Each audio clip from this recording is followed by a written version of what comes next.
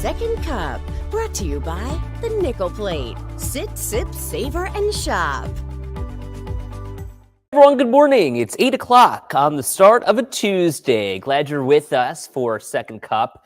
Of course, thanks to our sponsors, the Nickel Plate. Don't forget that you can get your official Cuppies Love mug from the Nickel Plate at 1500 Clinton just by stopping in saying, hey, I'm a Cuppy, would love a mug. And don't forget that you can go shopping there too. It's so cute. And you can get one of these Cuppies mugs shipped to you, Cuppies Love mug, shipped to you for zero cost whatsoever, just by going onto their website and searching for Cuppies Love mug. So if you are an out-of-town Cuppy, by all means, grab one of these, take a picture, and send it to us. We'd love to hear from you. Yeah, it's been a while since we got some pictures. Hey, let's say good morning to the people who are here with us this morning. Lauren is here. Peter and Linda from Branch. She says it's snowy there. God, it's cold in here, you guys. Jason is here. Kim, Felicia. Peter likes the gold today. I think we did a really good job coordinating. Yeah. This is a tie that Russ's mom got for me last Christmas, I think. This is a shirt that still fits, so I went with that. So let me ask you a question. Does that mean that you're buying clothes that are too big? No. No, I like a flowy sweater. I know you do. Enough. Hey, if you're headed out today, super quick, let's just let you know about this 190 issue. Ugh. I know. So first off, look at the snow. It's a little slippery. If you haven't left your house yet, and it's 8 o'clock, some people might be getting somewhere at 9. Like, you got to slow down a little bit. So this is, you see the Peace Bridge, right? But this is on the 190. Exit 9, you're familiar with Exit 9? Sure am. I watch you go off it sometimes when we drive down the 190 together. So this is going north. So you can see the slowdown there. Yeah, that's kind of that confusing exit where you can either go to the Peace Bridge or go to Niagara Street. Yeah. That was one of the most embarrassing days of my life. You want to tell that story? It was like a couple years ago, and I was on a work call, but like the Safeway through my car, and somebody had called me to ask me a question about something, and I was actually going over to Ed's house to give you something, I think. Yeah, I had your drop something laptop. off. I don't remember what it was. But somebody called and asked me something, and so like my brain just wasn't working in 18 places at once. And I just simply went to Canada. And the problem with that exit, though, Without my passport, right? I don't think I had an EDL at the time because I was flipping out because I'm like, you have got, like, I just wasn't, you know how you automatically are doing things, and I just wasn't thinking. And as I was doing it, you know, where you're getting off there, yeah. I'm like, oh my God, do I just turn around here and get back on the 190? And I'm like, there's 1,000 cameras. Then they're going to be like at my door, like, knock, knock, knock. Hello, you crazy person.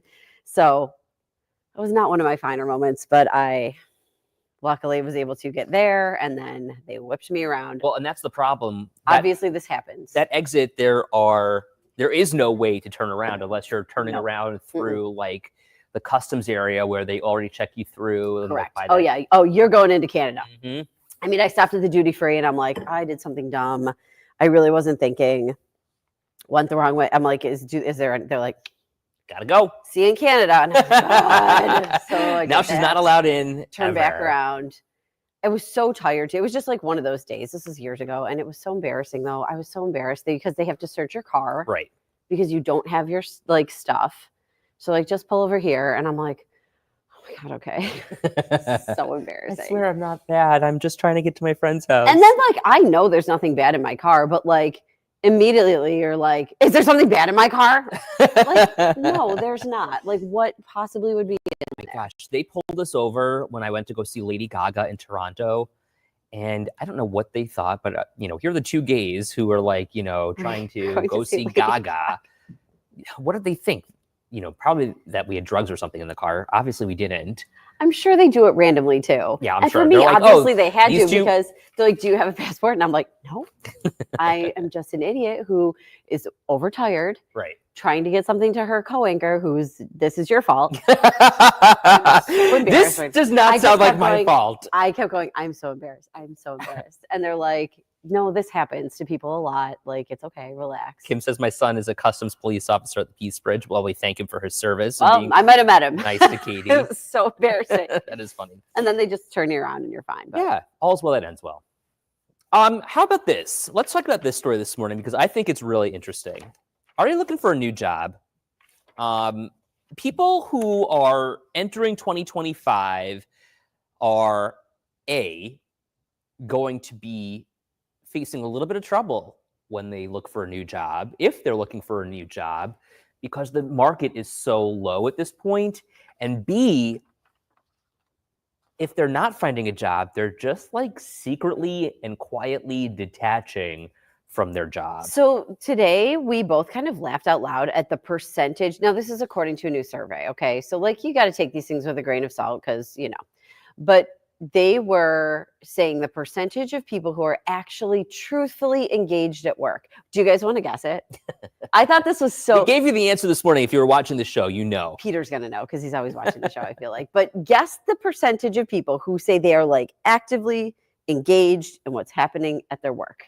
I mean, it's astonishing when you consider the amount of work that has to get done in a place and how many people are actually doing the work, because there are many people who aren't. Sarah's guessing 25%. Lower. Lower. Can you believe that? Elsie says 15%. Higher. It was 18%. 18% of people. Can you believe that? That is less than a Crazy. quarter of the workforce that is actually performing up to a standard that is of the engaged level. Right. And like, let's be real. Engaged isn't really like that just means you're doing what you're supposed to be doing. Right. Like, it's not even like the highest level. It's not overperforming Yeah, no, or it's like, yeah, satisfactory. no, I'm engaged when I'm Right. there. That is like the basic base level. Funny. Della says, my cousin worked at Dunlop for 20 years now looking for another job. Julie says, I might have to get a job because the cost of living is so high. Look, people are saying that they just feel trapped at work, but I think people are also staying at their job longer. Let's face it, people who work in a job for a long time are not apt to go out and find a new job. Yeah. And here's why. You don't want to start low. You don't want to work the shifts that, the low man on the totem pole is having to work. I know. And, having to start over and build those connections again is daunting. But truthfully, they say if you want a new job, that's what you've got to do. It's networking and connections. And they're like, start now, because it's not easy. It's true. You gotta engage with those people outside of the building to try and find the feelers. So Jeff Baker says, imagine how much more work we'd get done without cell phones. Also true. We had a former engineer, Mike Anger, who's since retired, who noted that so much of work does not get done because of the cell phone use, or, like cell phones are distracting, basically, is what he was saying. Well, they are. And also in our job, they're necessary. Just part of the problem. Like, not like it's part of the problem, but like It's our social, it's this, it's where else stuff. Like, you're on your phone. Kelsey says, I can promise you, if I'm not engaged at work, there'll be a news story about it. Right. She's an EMT. So I totally get that. Howard says, as a former manager, I assume Ed is one of those employees with whom you spend the most time on because of the way they are. Yep. Bad attitude. I'm just kidding. I'm just kidding. I don't understand. Wait, what are you trying to say here, Howard? We always had employees that cost less than 1% of my time, the others who take up 50%. Oh, like I need to be disciplined? Is that what you're saying? He's saying people got to keep an eye on you. And Howard, you're right. I don't know. This is freaking me out. What's happening on I don't that? know, something happened on the monitor? computer. Yep, we got our eye on you. I actually like to think of myself as an overperformer. I will just tell you exactly what I'm thinking and tell you that. But that is why Howard's got to have you in his office. 'Cause you can't be telling everybody what you think of. Wait, he thinks I'm needy. I don't know that I'm needy. There absolutely is part of that is accurate. I will just give you exactly what I'm thinking, Uh-huh. whether you like it or not. Uh-huh. You will. Mm-hmm. Kelly says, good morning. Been at this job location for over 23 years. Will be here until retirement, hopefully in the next few years. And that's kind of my point here, Kim. Who wants to start over? The grass is never greener. Tracy says the problem is finding a new job with equal or higher pay. For sure. Danielle, love my job, employer, same work for over 30 years. Susan, good morning to you. I was at a Dollar General and an employee was video chatting with someone and didn't care for the customers in front of them, just rang them out and didn't say a word. Cell phones are an issue at times. See, yeah, like, and maybe things that might be acceptable in some jobs aren't acceptable in others. Right. But I think, you gotta be very careful with the image that you're presenting, not only for yourself, but for the company as well. Yeah. Yeah, absolutely. It's interesting. I'm just scrolling through some of these comments. Oh, Becky says Catholic Health has great pay. Uh-huh. My sister works for that system as well. Jason says he might like to go back to school. Ooh, and do what, Jason? Pat worked the same job for 24 years before she retired. Pat, friend of the show, friend of the Morse family. Oh, what did Pat do? You know Pat. She was my mom's friend. Remember she worked over at Casey? Oh, yeah. Okay. Yeah. I'm like, Pat. I think as we get older, we don't want to deal with the nonsense anymore. Yeah. We paid our dues. We're continuing to pay dues. I was also going to say, For though, better or for worse. what I think is different now is that when we first started, so we've been working about 20 years. Yeah. About a little less than. And 2028 will be 20 years from now. right. Well, right. You graduated college in what? Oh, wait. Oh, wait. Started 22. working. You're saying 2020 right after college. Yeah. And even you were like an intern before then and stuff. So they're kind of, right. So almost 20 years we've been working. And I feel like scheduling, like you just didn't care back then. You were like, I got this job, so I'm doing this crazy schedule and I'm working this. And I worked days and then I worked nights and then I worked mornings. And then I didn't care. Frankly, I was glad to have a job. right. All in the same week. Yeah. Because it was hard to get a job back then. I felt like doing what we really wanted to do. Yeah. I mean, I was going to be working as an admissions counselor for a college if I didn't. Well, actually, that's funny. I'll tell you a funny story. Not only was I going to be doing that. Should I say it? Should I not say it? I don't know what you're going to say for once. I was going to be an admissions counselor Uh-huh. At a college, but had a very different way of making money if I didn't get a job in TV. Uh-huh. And it was going to be at a bar. Yeah, that's fine. Or a cruise ship director, which you always say. Well, and I had no idea about Which that you at the should have time. done, I yeah. know. That would be super awesome. Not that you shouldn't do this because you're good at this, obviously, but like you would love being a cruise ship director. I know. I thought that would be the greatest job. Yeah. And I'm thinking about how I wanted to present that fact about myself. We listen, but we don't judge. I wanted to be a go-go Listen, dancer if but I didn't we make it in don't TV. Judge.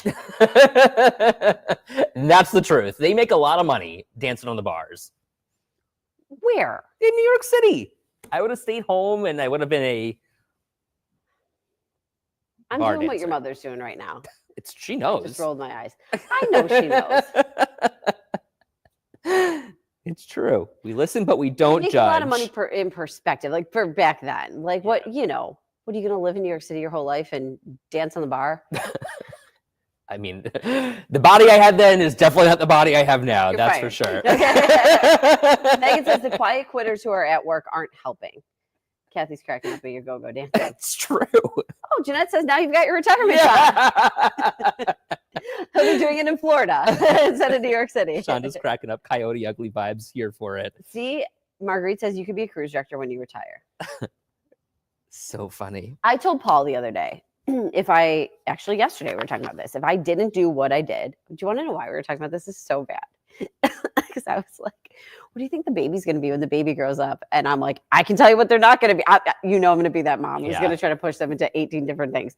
But I said, I would have been a lawyer if I didn't do this. That's one thing. There's a couple things, but like that would have been one thing. But he's like a lawyer, like this, and and I was like, what kind of law I actually think is great is like estate planning. No kidding. And that Elder kind of law. stuff. I'm so interested in that. Let me tell you, these elder law attorneys make a lot of money. Well, and it's not just like you have to have like the business concept, you have to have the legal concept, and I'm like, oh, that would be really interesting to me. Mm-hmm. I think I'd like that. Interesting for everyone, for sure. There was a woman that I talked to. She has a business in Williamsville, and she was just so interesting. Sometimes we go out and do these interviews, and I don't think people realize how much we are interested by what they do. Yeah, I mean, that's how I met Trinetta, really. I mean, You just keep talking to people and asking them questions about what they do and their jobs. that's and why I all love that her. Yeah. Julie McCoy. There you go, Ed. You made $1. Thank you. Congratulations. See, it's easy. Anita says she's trying to eat her breakfast, please. So a job's a job. Sometimes you just got to make that money. Sometimes you love what you do. And here we are. I love what I do. And Ed is part of the 18% and actively engaged. I really am. Do you know, like, okay, so I think the 2025 word of the year is going to be engaged. I think that we are going to, and you know, here I am playing Nostradamus. I think that we're going to have a hyper focus on being actively engaged, active listeners, active in our personal lives when we're present, talking to people, putting our cell phones down when we realize that we're doing it too much.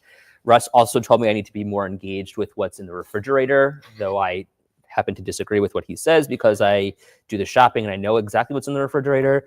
But that's besides the point. I think that's funny. Okay, I want to talk. Let's switch gears real quick because let's talk about value. I like value home centers. I know those commercials that we see on TV with the dancing. And you know, does this tell you your commercial works right, when exactly. someone's able to do this? And that's just so Western New York, right? I know. So here we are. We now know 3 more value locations are closing. And you know, what's sad about that is that these are your neighborhood stores. They are. And what's interesting to me is they flat out said part of the reason that they're closing these stores is because of our changing shopping habits. Right. And people are buying things online. So that's my question, Cuppies. Are you a store shopper still? Or do you go online and get it? Right. And if you go online and get it, are you going to like value.com or are you going to Amazon? Do you know what I mean? Obviously, listen, Amazon is the king of online shopping, right? Like it's the convenience, it's the quick delivery. Mhm. They've got everything practically. But do you think to go to these other stores sometimes? So Connie says, my husband's family owns Value. So sad to hear they're closing. And these are just 3 stores right now that are closing. One in North Buffalo, one in Lockport, and one in Orchard Park. Those liquidation sales begin on Thursday. Jeanette, I love Value. That made me so sad today. I'm thinking about we need to now go get one last time. Yeah. So not all of them are closing, just these 3 stores. But the one near us is closing. And I liked to go there. I'm going to be honest with you. I'm not the home improvement shopper in our family. But like when I did have my own apartment and I was the one trying to do X, Y, and Z, I would go there because they would talk you through how to do it. Okay. So a couple of things that I think we should unpack here. First, I want to start with Mark about 50-50 being in terms In store and online. Exactly. So Amazon is so easy to shop on, but Right. Are you getting something that is durable, that will withstand the test of time? Right. And if you needed help, are they able to help you? And, you know, for that, you go to your local store. The other thing you go to your local store for is if you need it today. Right. An example I can think of is like snow melting salt. Yeah. You need it today. And I also think that the people who work in these places, those small, you know, locally owned franchises, I suppose, stores, the chain, whatever it is, They they know what they're talking about.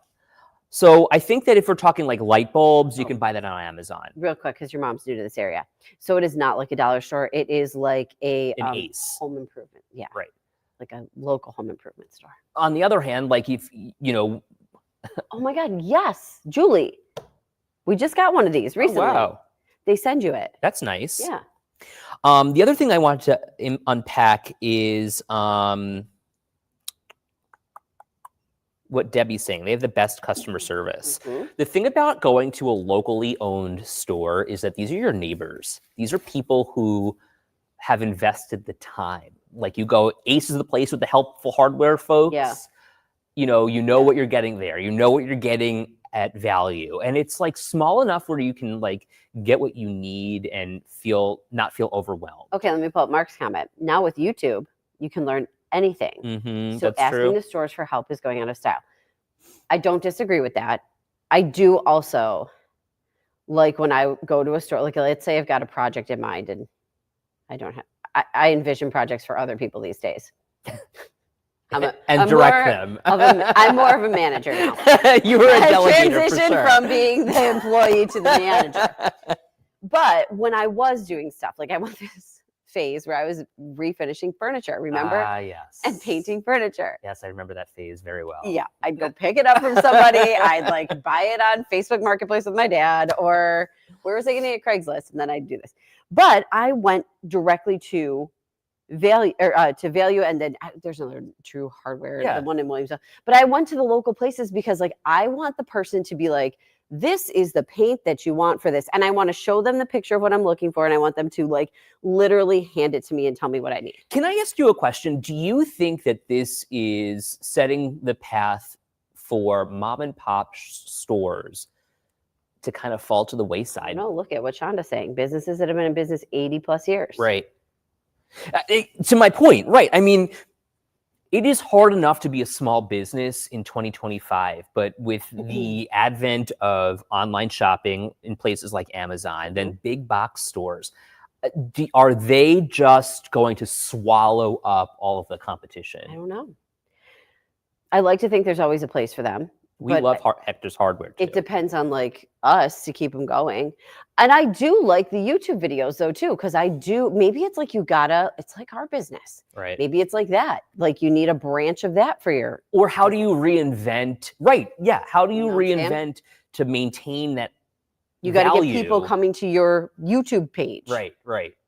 Speaking of YouTube, I should let you know that if you watched yesterday's show, you saw that I interviewed a Buffalo DJ who had the coolest career-defining moment. Love him or hate him, he DJ'd for Donald Trump's New Year's Eve party. And that is cool. It is. It's very interesting. At Mar-a-Lago. Right. It's cool. So I posted the entire podcast on YouTube. Maybe what John can do is link you to that in the comments. It's on our WKBW YouTube page as well. And it was super interesting to find out how this all happened. I thought it was a really cool interview. It was a cool interview. And there's an Instagram reel about it too. Yes, Jeff. Corporate agriculture. Does that mean small farms go away? Well, and what did we see to Lynn Oaken, right? I mean, like, they're selling off so much of their land too because apples aren't things that people are buying. Okay, but here's a good question. Have you ever fixed something because you found a YouTube video on it and you were able to do it? Yeah, you know what I did? I know you're going to tell me. I fixed an ice maker in my refrigerator when I first moved into my house. You found you like typed in the kind on YouTube and you found it. Yeah, and there was, lo and behold, some random person telling me how to fix the issue because they had the same problem. Paul and I were back and forth one day about the key fobs for the car. And I was like, mostly I think he just didn't want to do it or figure it out. Yeah. And I was like, I'll figure it out. So then I figured it out through a YouTube video. And I'm not going to lie, it wasn't the easiest thing in the world because you got to do like little different things. And then afterwards, I became the like key fob person. Okay. Where he was just like, this one's not working now. But I think I do that to him a lot too. Sure, but that's why it's a partnership. This is broken. Right? Yeah. Now this is broken. It's not, hey, can you fix this for me? I'm just not sure why it's working. It's fix us. Bonnie Lee says, True Value is my go-to. It's actually cheaper on a lot of stuff, but I do use YouTube also. Sherry said her husband fixed her dryer. Cool. I had one time, this is back at our old apartment. Appliance repair. When I said to Paul, I was switching the laundry and I took the lint dryer out or lint filter out and put it back in and a quarter went down the lint filter. And I'm like, oh God. Come right out. Well, it went into the thing, like all the way down into the dryer. And I'm like, oh no. So I brought Paul downstairs and I was like, can I show you what I just did? I was like, I took this out and then like the quarter went down there and I like pulled the thing out to show it to him. And he's like, it should be fine. Like a quarter probably wouldn't, whatever. And I was like, okay, thank God. I go to put the thing back in. I knock a Tide pen down there, like down that same hole. And he was like, that's not going to be fine. You have to take the dryer apart. My God. It was like, probably. It could have been in a movie. And I'm like, thank goodness. Poop. And then there goes the Tide pen. And we were both just like standing there, like watching it. And I was like, you might have to dig in and get that guy. Mark says, I learned to repair my bikes through YouTube. Aaron says, my aunt and her boyfriend put together a grandfather clock from different YouTube videos. We actually just found out how to change a clock motor thanks to somebody on YouTube. I mean, it is something that's at the tip of our fingers. Clocks? I know. My mom's had this clock that she's been working to get repaired for literally years. YouTube, baby. And there's not a ton of people that do it. She's got a specialist. It's been in like 3 stores here. And there are so few around Western New York. I know they're seriously backed up. We had a tenant who needed a clock fixed, and we waited years. I think he wound up passing before we actually got the clock back. Caitlin says even when you change the car fob, it still says battery low or the key fob. That's so annoying. Hey, we got to get the show on the road here. Thanks so much for being with us on a Tuesday. Tomorrow we are midway through the week, Ooh, and we'll see you then. all right.